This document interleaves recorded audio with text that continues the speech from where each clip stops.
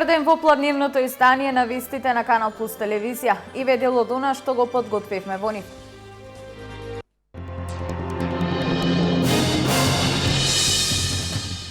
Денес продолжува комисиската расправа во Собранието на Македонија за буџетот за идната година. Највисоко ниво на капитални инвестиции обележие на буџетот за 2016 година.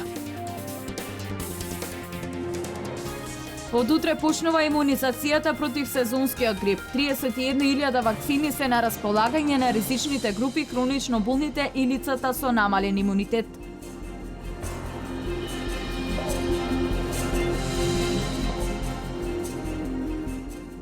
На воредно изборно собрание боречкиот клуб Балканец од Штип избра нов претседател на клубот и нов тренер.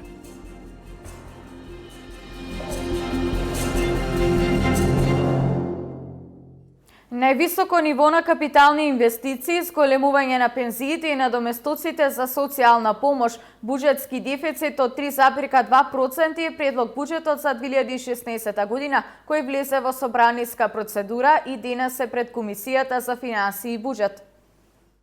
Буџетот за 2016 година има три најзначајни карактеристики. Првата е намалување на буџетскиот дефицит од ниво од 3,6% оваа година на 3,2% од БДП следната година. Втората е одржување на висок износ на капитални инвестиции, поточно историски највисоко ниво на капитални инвестиции, како развојна компонента на буџетот, што директно ќе помогне за динамизирање на економската активност во 2016 година. И трето, продолжување со политиките за грижа за социјално ранливите категории, пред се примателите на социјална помош и пензионерите, како и земјоделците, за кои што во буџетот за 2016 година се предвидени повисоки износи на средства и нови зголемувања на социјалната помош и на пензиите. Со средства од ИПА програмата на Европската Унија во Виница се реконструираат постоечките простории на Агенцијата за вработување, а ќе се работи и на подобрување на условите за престој на 13 лица згрижени во нивниот центар за лица со посебни потреби. После 4 децении се прават првите зафати за реконструкција на просториите низ кои секојдневно поминуваат стотици лица кои бараат, но и наоѓаат работа. Од 1973 кога е граден објектот на Агенцијата за вработување, пред неколку дена започна комплетно обновување на истите од подот до кровната конструкција, така да за неколку месеци наместо од врата на врата граѓаните ќе добијат едно шалтерски систем. Особено е значајно што ќе се подобрат условите за работа и условите за прием на странките. Се работи за објекти кои што се стари повеќе од 40 години. Се работи за еден проект кој што е надвор од програмата на владата на Република Македонија, меѓутоа за кој што успеавме да изнајдеме средства и очекувам во 2016 година целосно да се финализира и реновирањето на центрите за вработување и реновирањето на центрите за социјална работа. Во Виница има 710 активни баратели на работа, а во меѓувреме успешно се реализираат сите активни мерки за вработување. Во Виница има околу 710 активни баратели на работа и еден од центрите со најмал број на невработени во Република Македонија. Во делот на активните мерки, значи се спроведуваат сите активни мерки. Најголем интерес има за проектот Македонија вработува, каде од јануар до денес се вработени околу 68 со ослободување од придомици, што млади до 29 и дел од другите групи, другите старосни групи. Исто така имаме само вработување, каде се подпишани веќе 10 договори, потоа имаме субвенционирано вработување, имаме обука за познат работодавач со субвенционирање, каде веќе се вработени 13 лица и голем дел практиканство, кои се заинтересирани за практична работа во некои од работодавачите. Други мерки кои се моментално кои течат се кредитирање на правни субјекти, за кои исто така има еден добар интерес. Покрај Агенцијата за вработување, со средства од ИПА програмата на Европската Унија ќе биде реконструиран и дневниот центар за лица со посебни потреби, во кој дневна грижа добиваат 13 лица. Третата фаза од целосната реконструкција и реновирање на центрите за вработување и центрите за социјална работа. Имено станува за проект кој што е финансиран од ИПА програмата на Европската унија, со кој што ќе се опфатат вкупно 40 објекти, односно 30 објекти на центрите за социјална работа, 18 центри за социјална работа и 12 дневни центри и исто така 12 центри за вработување. Ова представува значајна инвестиција од околу 2 милиони евра за целосно реновирање на овие 40 објекти. Очекуваме реновирањето и реконструкцијата да заврши во наредните 8 месеци. Вкупната инвестиција во Виница за овие два објекти е околу 2 милиони денари, а до крајот на годината ќе бидат реновирани 12 центри на ниво на држава.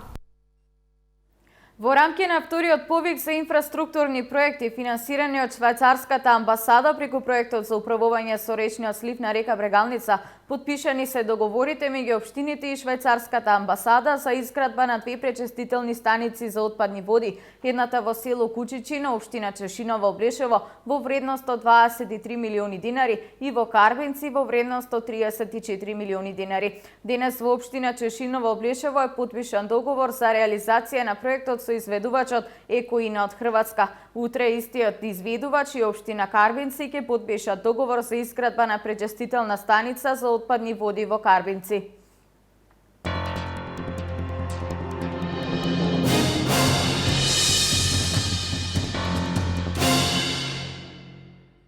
Од утре почнува вакцинацијата против сезонски грип. Во Република Македонија увезени се 31.000 дози вакцини против грип. Сите граѓани кои се заинтересирани да се вакцинираат треба да се јават во центрите за јавно здравје.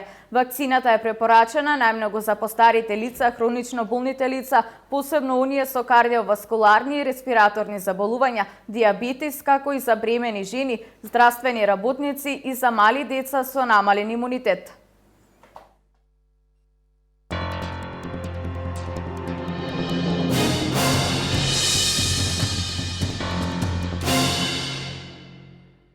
Две нови хуманитарни акции се подготвуваат во Штип. Советот на млади поединечно и во соработка со Сдруженијето за помош на социјално исклучени лица и ризични групи Цивитас ќе организира хуманитарни акции за семејства во социјален ризик. Хуманитарен настан е закажан за утре во чест на прирано загинатата звезда на Македонија Тоше Проевски.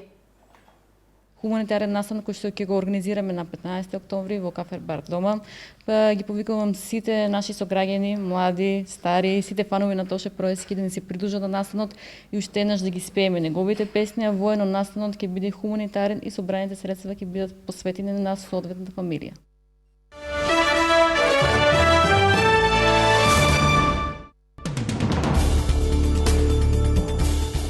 Потпаролот на терористичката организација Исламска држава ја потврди смртта на вториот човек кој бил убиен во август во американските напади. Америка се радува на смртта на Абу Мутас ал-Кураше и го представува тоа како своја голема победа, рекол Абу Мухамед во аудио снимка објавена на Твитер. Белата куќа соопшти дека Кураше е познат и под други имиња и е убиен на 18 август во воздушен напад во САД. Соединетите држави очекуваат наскоро да биде постигнат договор со Русија околу безбедноста на небото над Сирија, изјави американскиот секретар за одбрана Еш Картер. Руската интервенција во сириската граѓанска војна ја зголеми загриженоста од инциденти меѓу американски и руски борбени авиони. Соединетите држави соопштија дека таквата соработка нема да значи и размена на разурнувачки податоци со Москва, која му дава поддршка на сирискиот председател. Постојат силни докази дека двајца бомбаши и самоубици го извеле нападот на собирот на прокурдските и левичарски активисти во Анкара, во кој загина најмалку 97, а бие повредени повеќе од 400 лица. Поради тој бомбашки напад на смртоносен тој вид на територијата на Турција, Давутоглу прогласи 3-дневна жалост во земјата. Експлозијата се случила пред планираниот марш за мир во знак на демонстрациите против судирите меѓу државата и курдските милитанти во југоисточна Турција.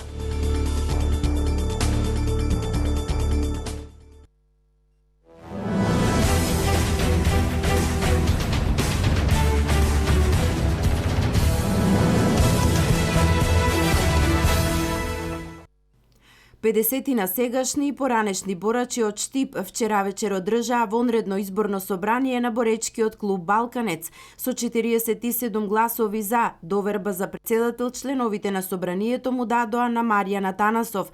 За заменик председател избран е досегашниот тренер Виктор Богданов, а за спортски директор беше именуван Методи Сичков. Шеф на стручниот штаб е трикратниот олимпиец Зоран Шоров.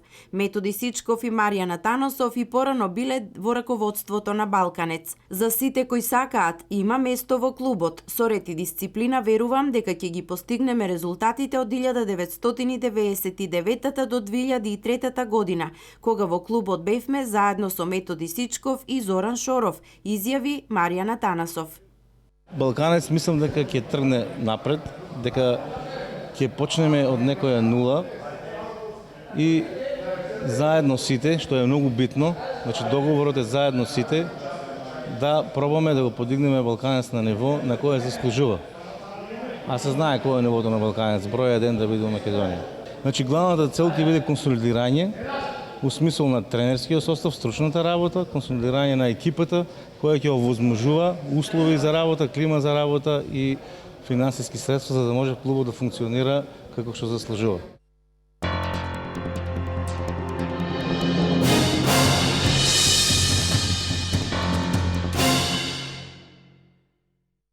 Ова е се во Плавнивните вести. Повеќе за денешните случувања гледајте во Дневникот во 16:30. Пријатен ден ви посакува информативната редакција на Канал Плюс телевизија.